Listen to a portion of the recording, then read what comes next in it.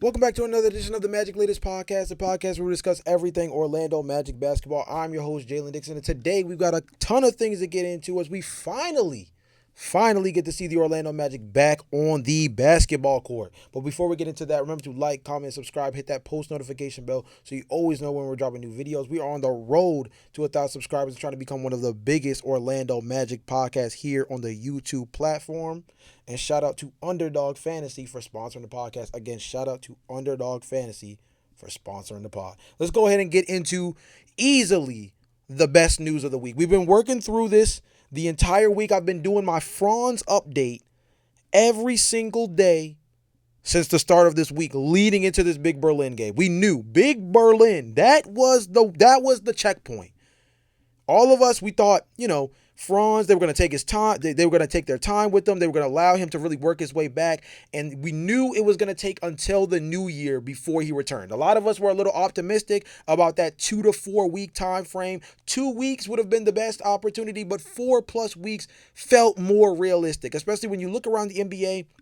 There's 3 very common injuries ravaging the league right now: ankle sprains, hamstrings, and we got a lot of knee contusions going on across the NBA.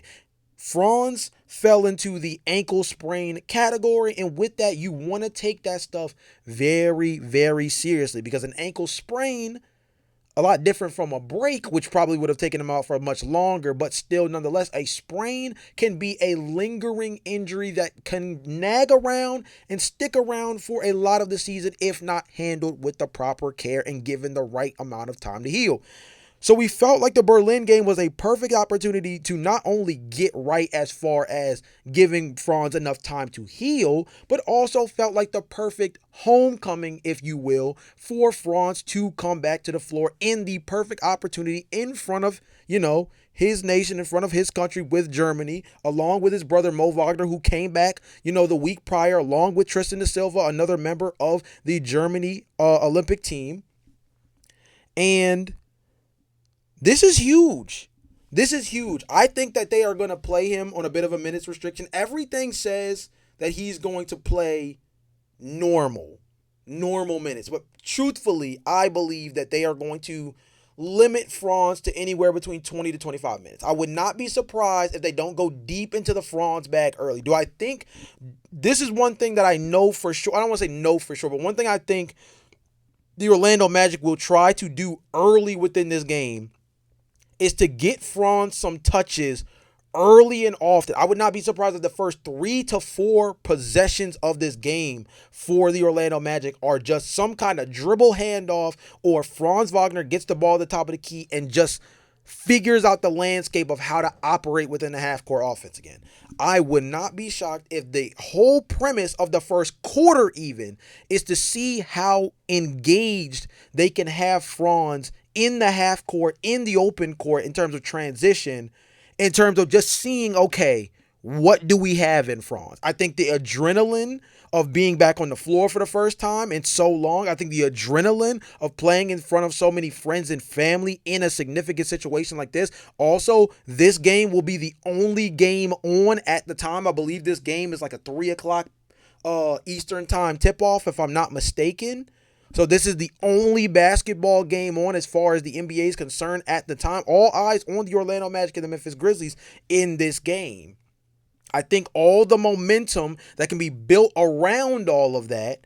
I believe Dirk Nowitzki will also be in attendance. He was actually a part of the Orlando Magic's tour of Germany during this week, as far as like them being there and, learning about the culture, and of course being able to embrace Mo, Tristan, and Franz in that way as well, right? So there's a lot in this game that I think is going to allow Coach Mosley to, out the gate, just kind of test the mettle of like what Franz is looking like. Do I think he plays more than 25 minutes in this game? I do not believe so. But do I think they are going to try to heavily feature him, whether it's on ball or in a lot of different actions in the beginning of the game, to kind of get the best out of the adrenaline I think he's going to come into this game with? I also do think that's going to be the case. I think this is going to be a big game for Franz. I wouldn't be surprised if it's like 18, 5 and 5 in 25 minutes or something like that. Gets to the free throw line 4 or 5 times and shows, his country, why he is the next, top Germanic player to represent that country, represent that area, and also like help get this Orlando Magic team back on the right track. Like they still have not won back-to-back games yet, by the way. I know it's been a couple of days since the last time they played. They still have not won back-to-back games yet, and they have a chance to do so with this game. There's a lot, I wouldn't say there's a lot riding on the game from an overall standings perspective, but for the morale of the Orlando Magic, getting Franz back, playing in Berlin in front of his people, needing to get their first back-to-back victory since the end of November. I know, it's brain vomit at this point, how much I've said it on this podcast, but it's true. All of these things put the Orlando Magic in a position where I dare I say, this is a must-win game for the Orlando Magic. Everything is out front for them. Everything is out front for them. This Memphis Grizzlies team is spiraling. John Moran is on the trade block. Jaren Jackson Jr. may be on the trade block. Vince Williams is on the trade block, potentially. They haven't had Zach Edey. They haven't had Scottie Pippen Jr. They haven't even had Ty Jerome. They're like solid, decent backup point guard signing they had this summer from the Cleveland Cavaliers, who I was interested in picking up for the Orlando Magic, by the way. Probably would have been a better pickup than Tyus Jones with the way he's been playing this year. But Ty Jerome's barely played. I don't think he's played at all, actually. Yeah, I don't believe he's played at all. But that's neither here nor there. The injury concerns for the Memphis Grizzlies, paired back with the momentum, hype, enthusiasm, whatever you want to label it, of Franz Wagner getting back on the floor and playing in this setting, paired with the fact that the Orlando Magic desperately need to see a little mini win streak because they haven't been able to put two games together. This will be a perfect opportunity, not to mention the amount of rest they've had since the last time they played.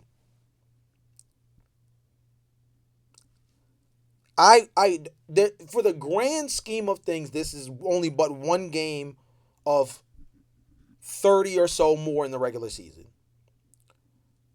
But when we talk about the overall morale and the ability for this Orlando Magic team to solidify themselves as a top 4 team in the Eastern Conference, to solidify themselves as a team that you have to genuinely worry about if you're one of these other Eastern Conference teams come playoff time, this is one of those games they have to win. They have to win. The Franz return, you're going to really lose in the Franz return game in Berlin at that? I mean, I feel like it's one of those things where, like, if you don't win for yourself in the organization, win for Franz. That may sound silly. That might sound like weird bulletin board material. I don't care. The truth of the matter is that this is a game that the Orlando Magic simply should and will, because I'm stamping it. I know I shouldn't, given the history of this team over the last month and some change, but not only should they win this game, they will win this game because they have to win this game. It really is that simple. It really is that simple. Speaking of the Memphis Grizzlies, though, obviously this John Morant fiasco has been a big deal over the last week and a half, with his name rumored to teams like the Sacramento Kings, the Miami Heat, and the Milwaukee Bucks being the primary three that have come up the most as far as potentially making the move for him. And with that being the case, obviously this is Desmond Bane's former team. It was a surprise to everyone, probably including Orlando Magic fans, that Desmond Bane was on the trade block, let alone moved kind of like a thief in the night to the Orlando Magic, of all teams, a team that's not very much known for the big splash deal. And this was the first trade of the summer, beating out even the Kevin Durant trade to the Houston Rockets, which felt like it was inevitably going to be the first domino to fall. Instead, it was the Orlando Magic who set the precedent. And ironically, the lingering effects of the Orlando Magic trade for Desmond Bane haven't really came to fruition so far during this trade cycle, because the Desmond Bane trade with 4 first-round picks for a guy who hasn't even made an all-star team hasn't translated over. Trae Young was traded for absolutely nothing as far as draft capital is considered, and John Morant may be in a very similar situation where if he is moved, he's going to be moved for a very minuscule value in comparison to what he should be worth as far as name value is concerned. But Desmond Bane spoke on it. Obviously, his former teammate, a brother of his, someone that he won most improved player with. Also, John Morant, also, of course, won most improved player. And that season that Morant won it, gave the award to Desmond Bane, deservingly so. Of course, he has words to say about it. Even if John Morant does not play, that is his guy. That is a friend of his. That is a brother of his. They went to war in the postseason. And, I mean, John Morant would be a dope fit for the Orlando Magic. Granted, there's a lot of other things that make it where I wouldn't be as enthusiastic. But between being on a fair contract, as far as, like, it's not like he becomes a free agent this upcoming summer, like, for example, Trae Young could be if he were to decline his player option. Instead, no, John Morant, you have him for the rest of this season, the rest of next season, and the season after that before he becomes an unrestricted free agent in 2028. Like, there are things to like as an Orlando Magic fan. I don't know if this is Desmond Bane's way of kind of like wink, wink, nudge, nudge, speaking on John Morant through the perspective of like, he would be an interesting guy to go after, or if it's just simply speaking up for a friend of his. Nonetheless, Desmond Bane says, here is the, I'm gonna use the, yes, here we go. You wrap your arms. He said it was when he was asked about the idea of the Memphis Grizzlies moving closer to a blockbuster decision. He says, you wrap your arms around anybody that's got that type of spotlight or anything like that going on with him. Ja just wants to play basketball and be in a place where he feels valued. And hopefully, if it doesn't happen in Memphis, he gets that if it doesn't happen in Memphis, he gets that wherever the next stop is. I'm assuming that's exactly what it says, by the way. That's why I was so confused. I'm assuming what he was trying to say here is if he doesn't get it in Memphis, you hope that he gets it wherever his next place is that he will be playing. The truth of the matter here is that the John Morant situation is very tricky, obviously, right? It's a really tough situation for the Memphis Grizzlies, and more specifically, when you talk about someone like Desmond Bane, I wonder if this is another reason why I feel like it's gonna be a must-win / like guaranteed victory for the Orlando Magic. It's like Desmond Bane has something to say about this. Like, this Memphis Grizzlies team was so patient with this team for way too long, by the way. As far as trying to make them a contender, being willing to let them play things out. You move off from Dylan Brooks, you make him the scapegoat. He goes to a team like Houston, he goes to a team like Phoenix, and he becomes like this very, steady-handed force for those teams as a guy that you can rely on as a defender, as a guy who I wouldn't say necessarily is a culture setter, but he's a guy who can, really empower his teammates with his own individual confidence, right?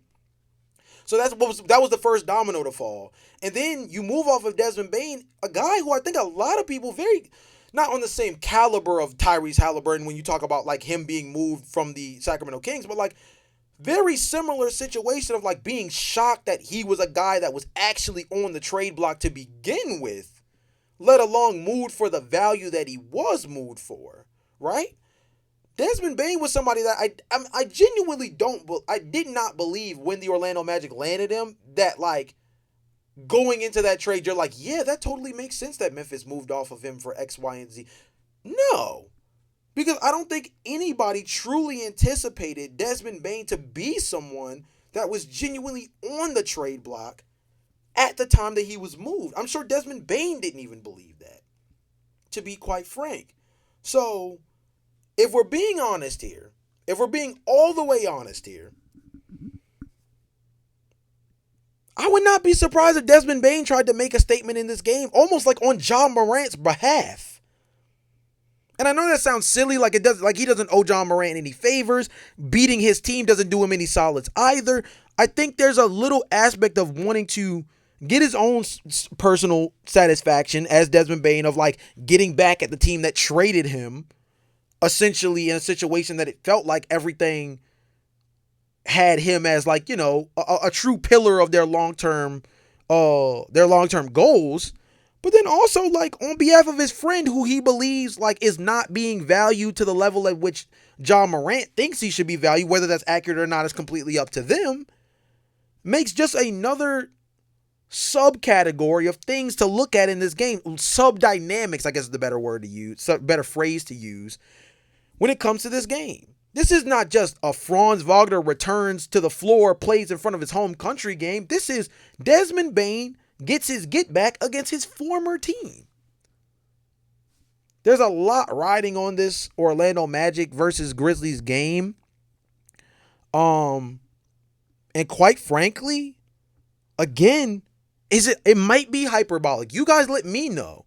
It might be hyperbolic, but personally, this really truly is a must-win game for me as far as the Orlando Magic are concerned. This is a game they have to win. All arrows are pointing in the direction that say the Magic should even win this game handily, even without Jalen Suggs, who is going to miss this game due to his hip contusion. This just feels like a game the Orlando Magic have to and should win. And I'm picking them to win for sure. I'm not going to lie to you. Let's move on to the Underdog Fantasy sponsored segment of the show. Shout out to Underdog Fantasy. And we got to talk about Paolo Banchero, man. This is the Franz Wagner return game. This is the Desmond Bane revenge game. But we're going to talk about Paolo Banchero today. And we're going to go across points, rebounds, assists. We're also going to talk about, let's see. Here's what we're going to do. Again, shout out to Underdog Fantasy for sponsoring the podcast. This game is not about Paolo Banchero, though. Right now, the higher or lower is set to 22.5 points. I'm going to take the lower. If he goes higher, shout out to him. He's coming off a 23-8-8 last time he was on the floor in that game over the New Orleans Pelicans. Shout out to Paolo Banchero. But I'm gonna go. I say he gets 20, maybe even 21. But I'm not. I'm gonna go lower than 22.5 in this one. Rebounds. It's set at 8.5 rebounds in this game. I'm going to take Paolo Banchero. I'm going to take Paolo Banchero over on the rebounds. I think he's going to finish this game with a double-double. Actually, that's one of the options here is 0.5 on the double-doubles. I'm going to go higher. I say yes, he does secure the double-double. I feel like this is the definition of your 20-10 game. Assists, 4.5. This is light for Paolo. We're slamming the over on this. You've seen it. Out of the last 5 games, he's hit at least 5 assists in 4 of the 5 games. And this feels like a game between Franz, Mo, Tristan, and Desmond. He has a reason to share the sugar. So I think he's going to sleepwalk himself into at least 6 assists. The higher lower on this one is 4.5. We are going to slam the higher on this one. 3-pointers made. Set at 1.5. We're going to go, We're as much as I love Paolo, I'm going to go lower here. I think he hits 1, but I don't know if he hits 2. I struggle with that. We'll see if he settles. Excuse me, this game is actually at 2 p.m., by the way. I should mention that while we're talking about it so it doesn't get, misconstrued. So let's go down the list here. We're gonna go lower on the 22.5 points. We're gonna go higher than 8.5 rebounds. We're gonna go higher than 4.5 assists. We're gonna go lower than 1.5 3-pointers made, and we're gonna go higher than a half on double-double. Basically, I'm guaranteeing a double-double. I'm predicting a stat line, right, of 20, 10, and 7. 20 points, 10 rebounds, 7 assists in this game. If you guys want to, based off of that, rebounds and assists is set at 13.5. 10 rebounds and 7 assists would smash the higher on this. So if you want to throw that one in there, that is an option for you. Also, Points, rebounds, and assists is set to 36.5. If you do 20, 10, and 7, that's 37. That will be the slight higher. I'm just throwing that out there as something else you can include in the mix if you do kind of want to extrapolate this parlay all the way through. One more time for you guys. I'm gonna name my locks. My locks are under 22.5 points, over 8.5 rebounds, over 4.5 assists, under 1.5 3-pointers made, and over on the half doubles in the game. Those are my guarantees. Those are my locks. If I'm putting this in, which I will, shout out to Underdog Fantasy, promo code basketball fan for $75. Those are my guarantees. Now, if you want to be on a little bit on the margins, if you're feeling a little bit more confident about him scoring, maybe for this one, or if you feel a lot more confident about what he can do as far as the rebounds or assists, I would say another one that's an interesting lock, 13.5 rebounds plus assists. I feel like if Paolo has a struggle, if he has a hard time scoring the ball in this game, I do see him getting enough rebounds plus assists to get over that 13.5. Not my lock, but one that I do think is worth taking a look at. If you're more confident in the points, 36.5 points, rebounds, assists, if you think he can score more than 22.5, I think you're a lot closer to being able to hit the over on 36.5 points, rebounds, and assists than I'm confident in. Because for me, I only got him over by about 0.5. If you believe in the scoring a little bit more, shout out to you, though. Thank you again to Underdog Fantasy for sponsoring the pod. Again, use promo code BASKETBALLFAN to score $75 in bonus entries when you play your first $5. Again, that's BASKETBALLFAN. Solid promo code. Come on, man. Place the bet. Win some cash. And that is the Underdog Fantasy sponsor segment. Here's something for you guys. I've been bringing up a lot of different trade targets over the last couple of weeks as we, head to February 5th, a big day in the NBA, the Christmas, if you will, the true Christmas, if you will, for the NBA, gift giving in the form of moving players, guys changing jerseys, changing cities, teams getting new life due to the fact that they're getting some much needed talent, some much needed rest as the All-Star weekend comes around the corner as well. Sports Illustrated put together a very interesting trade package on their fantasy sports site. Shout out to them over there at Sports Illustrated. And I thought that this was a trade worth bringing to the podcast. And it involves one player we've talked about a ton as a potential target, but it's the first time in a while that I've seen his name associated with the Orlando Magic as a team that should be in the mix for trading for him. This mock trade sends Jonathan Isaac and Jalen Suggs from the Orlando Magic to the Sacramento Kings in exchange for Zach LaVine and Russell Westbrook. Let's check out why this makes sense. He says the Orlando Magic make this trade in an effort to bolster their NBA title chances. Currently sitting at 22-18 in the Eastern Conference and holding the 6th seed, the team is looking to add a proven talent to strengthen its roster for a playoff push.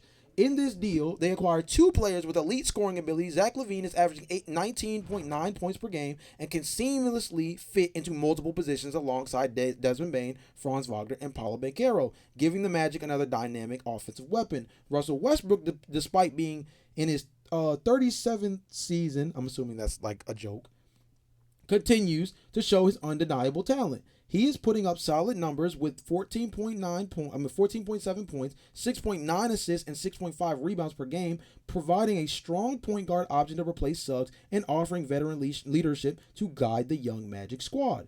The Sacramento Kings make this trade with the goal of acquiring young talent that remains under team control as they shift towards rebuilding for the future. Sitting at 10-30 on the season and 14th in the Western Conference, Sacramento is unlikely to make a playoff push, making a long-term reset a logical direction. Jonathan Isaac is under contract for the next 4 seasons through 2029-30, while Jalen Suggs is signed through 2030-31, giving the Kings cost-controlled building blocks moving forward. While Isaac does not offer much offensively, averaging just 7.1 points per game across his 7 seasons with the Magic, his elite defense impact would provide long-term stability on that end of the floor and help establish a defensive identity for the franchise. Suggs, meanwhile, brings value on both sides of the ball. He's averaging 15 points per game this season and has already proven himself defensively, finishing 10th in Defensive Player of the Year voting during the 23-24 season and earning a spot on the All-NBA second-team defense. Together, Isaac and Suggs give Sacramento a defensive foundation and young core to build around as a franchise looking ahead.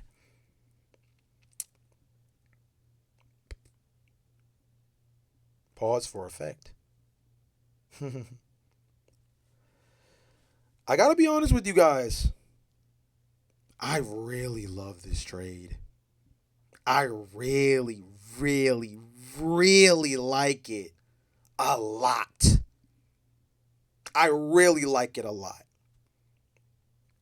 I think a world where you can bring Brody off the bench as that dynamic scorer, I think he could be an interesting fit. Maybe you have to decide on whether or not Zach LaVine can start at the point guard or shooting guard position next to Desmond Bane. Bring Anthony Black off the bench as a guy who can be like a pseudo six-man next to Russ, especially because he brings a defensive element that will be much needed in that backcourt, because a backcourt of Russ plus Zach LaVine we know is a bit underwhelming defensively, even though both of those guys can be relatively competitive on that side of the ball. Like, they're not elite. They might not even be like above average. They're maybe like average defenders for their position at best. So maybe you want to stagger those guys where you have an opportunity to put someone like an Anthony Black next to someone like Brody or next to someone like Zach LaVine. I think the likelihood, just based off the pay scale for someone like Zach LaVine also, if you feel that unnecessary value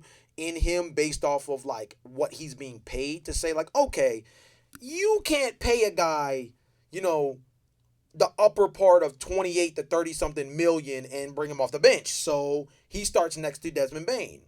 Sure. You can bring Anthony Black off the bench knowing full well, that he's been effective as a 6-man, as a 2-guard, as a point guard, as a small forward for this team. So we know that his permeability across the roster makes it where bringing in Zach LaVine and moving Anthony Black back to the bench doesn't necessarily disrupt the flow very much. Also, let's be honest, bringing Zach LaVine in, putting him in the starting lineup next to Desmond Bane, Paolo Banchero, Franz Wagner, Wendell Carter Jr. puts another scoring element in the starting five, bumps back Anthony Black, gives that defense back to the second unit next to Brody and Tristan da Silva. You can make the argument that there's even a small ball element that you could put Anthony Black at the 3, Tristan da Silva at the 4, have Jace as part of that bench unit, Jace Richardson, right? And then someone like a Goga or a Mo Wagner at that center position. It's more of a small ball, rangy, fly around on both sides of the ball type of thing. Also, let's be honest, by being able to do this, it bumps Tyus Jones out of the rotation. And again, y'all know, if anybody who's been rocking with me from the very beginning knows, I'm an avid Tyus Jones supporter. But let's be real. Brody or Tyus Jones? Let's be real. Love Tyus Jones, but you know what I mean? Be honest. Be honest. Brody or Tyus Jones, we know the answer. We don't have to think very hard about it, right? Let's be honest. Zach LaVine is an interesting option, but I feel like in a buy low situation like this one, and I understand Jalen Suggs, I know what he means to this team. I understand what he brings defensively. I understand what he brings from an emotional standpoint. But let's also be real. The injury concerns are starting to stand out, and Anthony Black is on the horizon of needing a pay bump. So if Anthony Black starts making more money and he's doing what you get out of Jalen Suggs, and he's on the floor more consistently and improving every single season in the process, you're essentially paying for Jalen Suggs' replacement who's already on the roster this season. Brody is only signed until the end of this year. He falls off as far as a contract. And if I'm not mistaken, Zach LaVine's only signed for another season Or two, let me double check that while we're here because I don't want to misconstrued anybody as far as what he means to our salary cap. He has a player option. Excuse me, I lowballed Zach so crazy. I said 28 to plus 30 million. Excuse me, he's owed $48.9 million next year. So you know he's picking up that player option. You know for a fact he's picking up that player option. That's without question. But he can choose to let it go and try to go for something more long term because the Orlando Magic can't give him a long term contract in the same summer that Paolo Banchero's rookie contract extension it hits, and they have to pay Anthony Black. We know the Orlando Magic can't pay him, so he would essentially be like a rental for the postseason. Maybe you can sign him for a long term deal that's very team friendly if he really likes the idea of staying in Orlando. Maybe. Otherwise, he can just become an unrestricted free agent the season early. Or if he picks up the player option, then we get Zach LaVine for an entire playoff plus all of next season. And all you have to do is give up Jonathan Isaac, who doesn't play, and Jalen Suggs, who barely plays. You guys let me know in the comment section down below how you guys feel about it. But I feel like my answer is pretty clear. I love that trade, actually. Shout out to Sports Illustrated. Love that trade. Excuse me. Last but not least, let's go ahead and speed through some of you guys' comments from last podcast episode. Excuse me. D-Lo Florida, shout out to you as usual, always active in the comment section, says, not sure if you spoke on this before, but there was some rumors floating around early in the season about P5 and Coach not getting along.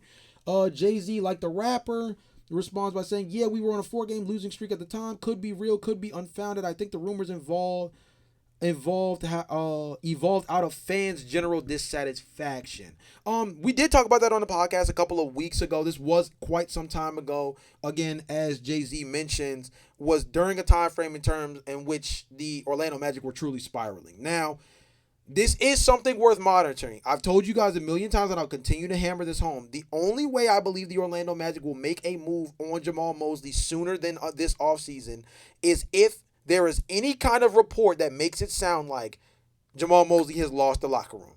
The minute that is indicated, a drastic move will be made, fair or unfair. Until then, I don't believe anything will happen. It'll be interesting to see how those things develop. LG Stilo 2142, shout out to you, says Magic get Walker Kessler, Jazz get Jet Howard in second round pick. Do you want to take him to the airport or should I? I don't mind. We can carpool. It doesn't matter how you want to go about it. Personally, all I know is love Jet Howard for what he's been able to be this season. A guy who I think is still a ways away from really developing into the guy the Magic thought he would be coming out of Michigan.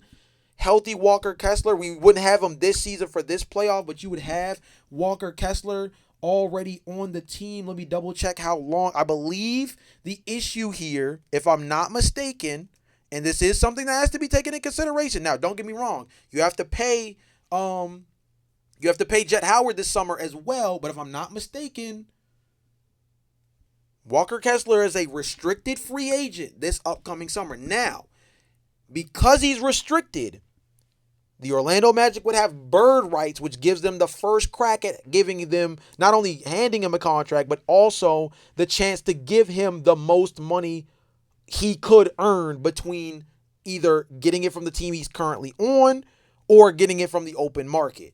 Also, being in a restricted free agent makes it where a team would have to legitimately outbid whatever the highest available number the Magic can provide is. So, I love Walker Kessler. I think it's fair. Jet Howard in a second round pick would definitely be a much lower bar than what I think they would want to move him for. And the likelihood that he plays this season is pretty much zero. But I'd love to already have him on my roster with the chance of having bird rights on him to increase the likelihood of us being able to bring him back. Now, unfortunately, with the Anthony Black stuff, You got to think Tyus Jones is probably out. We'll see what they decide to do as far as moving Jonathan Isaac to maybe get expiring deals to free up some of this money to get underneath of the luxury tax. We talked about that last episode. Check that out. But if you're able to get him in your program, get bird rights on him, and free up some of this money with guys like letting guys like Jet Howard go, letting guys like Tyus Jones go, moving someone like a Jonathan Isaac for expiring contracts. If you don't do that deal that we just saw, and even in that deal, you get back an expiring contract in Russell Westbrook, and if Zach LaVine declines his player option, that's a lot of money that comes off of your books you don't owe him, which could free up a lot of space to be able to give Walker Kessler like $17 million, which would be fair for a guy that's coming off of an injury that pretty much, tanked his entire season. I love that trade. Love Jet Howard for what he's been this year and the time that he's played. But I mean, I think most Orlando Magic fans would hop and skip, arm in arm, locked with Jet Howard to the airport if it meant that we could get Walker Kessler. You know what I mean? GMB 11-5 LMB says we have to keep Jace, J.I., Jet, and Jones can go. Monk off the bench will be nice. I totally agree with you. I don't want to trade Jace. I just mentioned them. I mentioned him in the sense of you do have to look at guys like Jace and Jet specifically as younger prospects on team-friendly deals. Jet lesser than Jace because Jet is up for, some version of an extension, even if it's a minuscule one. So you do have to think about paying him a long-term contract, even if it's on something like 6 to 7, 8 point this million, right? You have to think about that long term. Jace, on the other hand, is cost controlled, a young talent that, let's say, for example, in a trade where you move J.I. and Jalen Suggs, you do need to make up some of that guard depth by bringing in Zach LaVine and Russell Westbrook. But does that bump Jace Richardson even further down the pecking order than he already is right now, where it feels like he plays 20 plus minutes one game, plays maybe 8 to 9 another game, and then is out of the rotation for a game or two?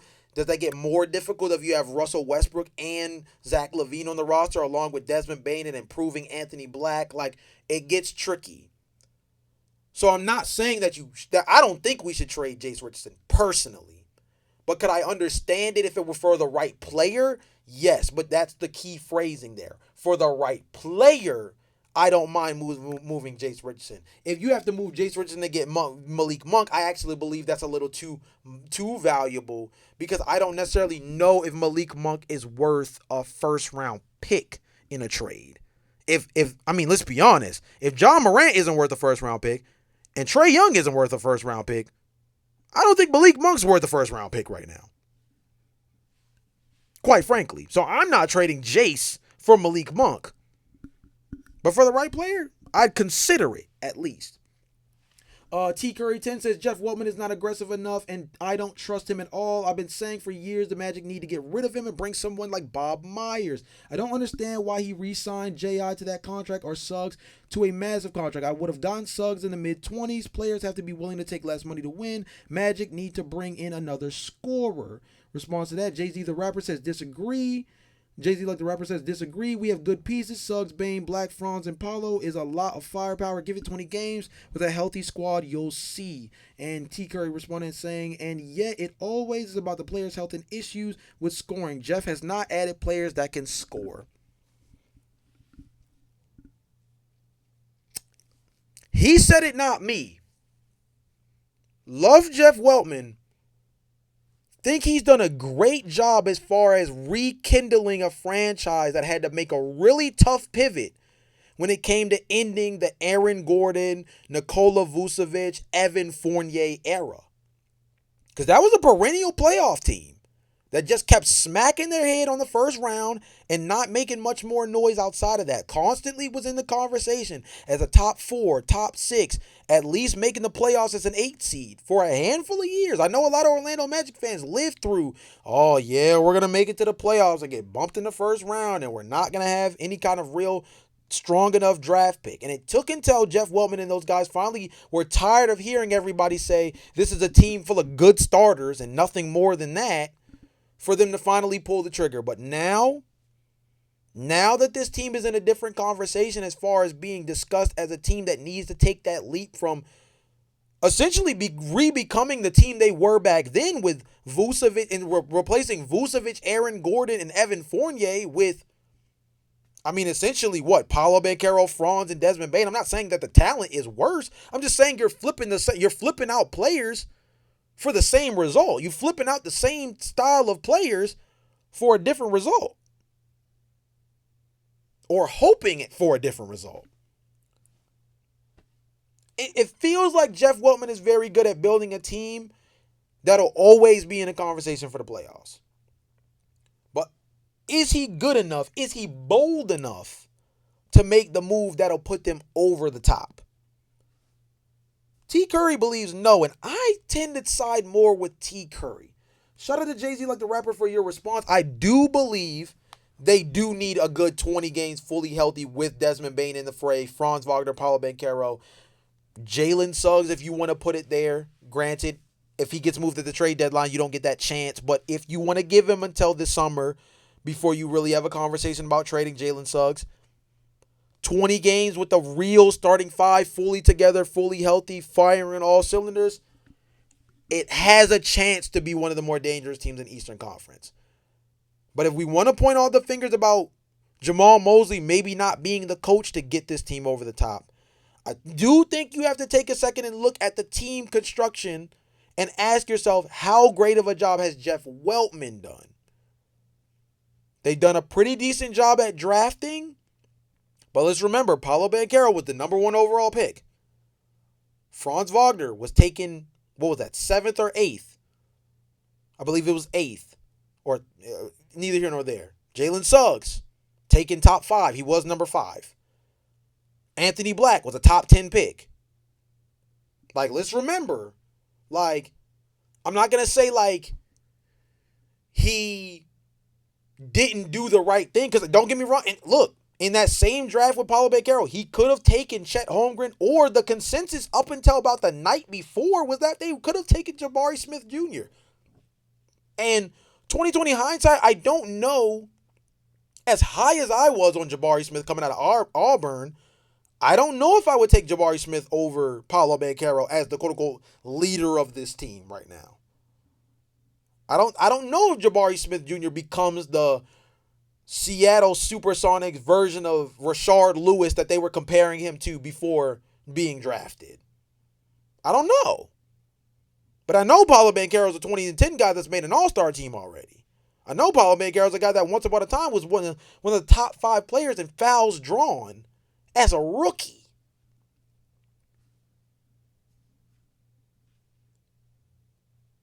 If 5 of your best players in your rotation are all players taken in the top 10, there are ways to mess that up. But there's a lot of situations where the board fell about as favorable as it could get. If you guys remember, we did a video, we did a podcast a couple of weeks back, and where we discussed like an NBA redraft for that class that had Franz and Jalen Suggs in it. And the only thing that changed in that redraft is that the Orlando Magic take Franz first and then Jalen Suggs second. Same picks, just in reverse. The Magic couldn't have done that much better with where they were drafting from than getting Jalen Suggs and Franz Wagner in that draft. When they got Paolo Banchero, you kind of couldn't do any better than Paolo Banchero unless you genuinely believe that Chet Holmgren is an overall better player than him, and I don't know if he is that as a quote-unquote number 1 option. As the third option for the Oklahoma City Thunder and the best defensive player in basketball right now outside of Victor Wembanyama, sure. But can he be the best player on a championship team? We don't know that. I think Paolo Banchero can, but I don't know if Chet Holmgren has that same kind of ceiling. You guys let me know in the comment section down below. I'm not sure. You want to point the finger at Jamal Mosley, but Jamal Mosley has helped this team get better every single year by hook or crook, even if it hasn't been pretty. Jeff Wellman has kind of just been doing a good job not messing up. That's really it. He's really only done a good job at not missing on the picks he's been given.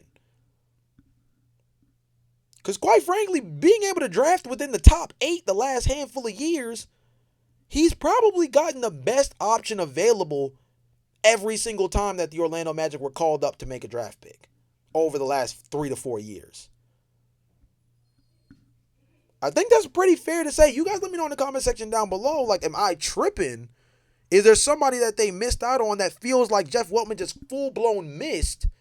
But at least in the Paolo Banchero era, or more so, I guess you could say the Jalen Suggs, Franz Wagner-ish era, that trifecta, like I think they've pretty much done about as good as they could with the pick they had in those respective drafts. Or picks as far as Jalen Suggs and Franz Wagner in that draft class. I'm just saying. I think T. Curry is saying something that a lot of Orlando Magic fans are not privy to, which is that sometimes you do have to remember there's a guy above the guy. Jamal Mosley is the guy everybody gets to see and speak on, but Jeff Weltman is the guy that deserves a little bit more questioning than what he has received. Last but not least, we're going to speed through this last one. Carlos Perez says, understand the salary rules is easy. The problem we have to address is first, we need a real coach. Mosley shows already he don't know how to use the talent. Second, we have to bless the 2 decent rookies, but they need to play every single night. We need to trade Jones, even if he is a $7 million contract, make a move with Sacramento and bring fire loan with Westbrook. We talked about that a little bit earlier. We need to call New Jersey, I believe you mean Brooklyn, and offer them Jet Howard to stay with his dad and try to get Danny Wolf.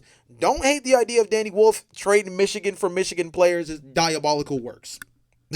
Diabolical works right there. Say bye to Isaac for any good young forward with shooting and self-creation. You're going to have to give a name because Jonathan Isaac is worth $15 million. I'd love to get someone like Trey Murphy III. I'd love it. Don't think that the New Orleans Pelicans want Jonathan Isaac as much as they do need more front court help. Have the opportunity to bring Westbrook for the playoff if is going to put us on another level. Westbrook needs to end his career with champion contenders, and he is going to give you 110%. Just retire with a ring. Do I think the Orlando Magic are the team that's going to win the ring this year? Still feel like we're a little ways away, not super far, but not as close as this is indicating that we're a Russell Westbrook cherry on top away from being in that position. I like a lot of what you said, though. If we're going to go down the list in order quickly, need a real coach over Mosley. I feel like, again, until he's lost the locker room, he at least gets until the end of the year.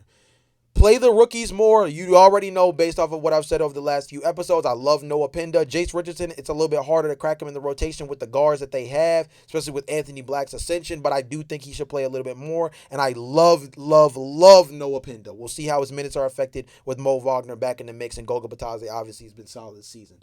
Tyus Jones, completely understand the idea of moving him. If you're able to move him to the Sacramento Kings for Russell Westbrook, I think that you do it in a heartbeat. Love Tyus, Westbrook. Again, we had this conversation earlier in the podcast.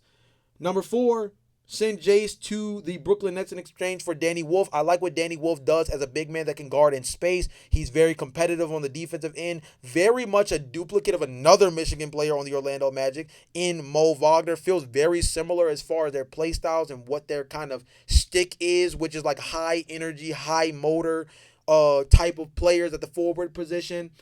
Do you necessarily need to double up on that? No. Does it help that you get a similar player to Mo Wagner on a cost control contract like Danny Wolf is as a second round pick as opposed to, or I mean late first round pick as opposed, no. I believe he's a late first round pick or like early second round pick, something like that. And opposed to Mo Wagner, sure, but like, are the Orlando Magic really going to let Mo Wagner walk this summer? No. I'm sure they'll keep letting him sign like 1-year deals before they allow him to like genuinely walk away. Like they would sign him to a 1-year deal for the next 4 years straight if they had to, if it meant they could keep him, because keeping him means keeping Franz happy.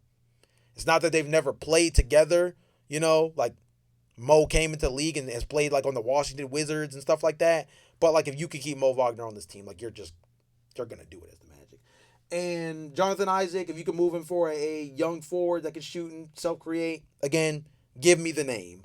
And give me a name that sounds realistic, because, again, the guy that comes to mind is someone like, especially because you use the word forward specifically, so not a guard like trying to move Jet Howard and Jonathan Isaac to get Danny Wolf and Cam Thomas, for example. Like, that would be dope, but the money doesn't work, number one. And number two, like, that's not a playmaking forward. That's a score-first shooting guard, essentially. And then Danny Wolf. And last but not least, Westbrook for, the playoff team thing. Again, as I mentioned before, and you get Westbrook in a trade with the Kings. If you can get Westbrook and LaVine, that's dope. But if you can get Westbrook as the Magic from the Kings, I think that alone would be a really good opportunity to bolster that bench a little bit.